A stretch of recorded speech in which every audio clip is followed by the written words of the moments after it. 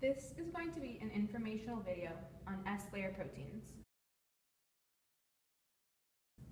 S-layers are found on both gram-positive and gram-negative bacteria and are highly prevalent in archaea.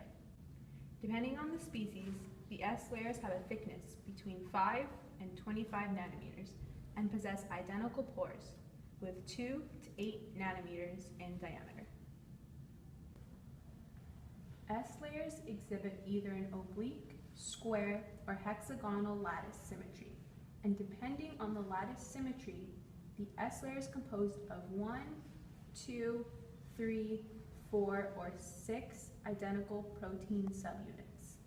S-layers are defined as two-dimensional crystalline arrays that coat the entire cell, and they are thought to provide important functional properties. S-layers consist of proteins or glycoproteins known as S-layer proteins, or SLPs, that undergo self-assembly to form a regularly spaced array on the surface of the cell.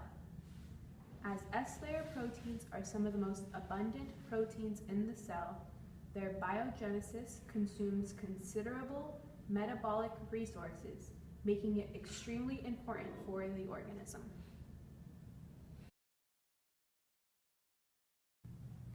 S-layer proteins are located in the cell envelope of gram-positive and gram-negative bacteria, as well as archaea.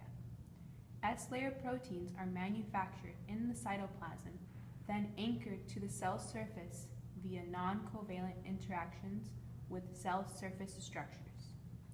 This is usually with lipopolysaccharides, or LPS, in gram-negative bacteria, and with cell wall polysaccharides in gram-positive bacteria and archaea. In archaea that do not have a rigid cell wall, they are associated with the plasma membrane.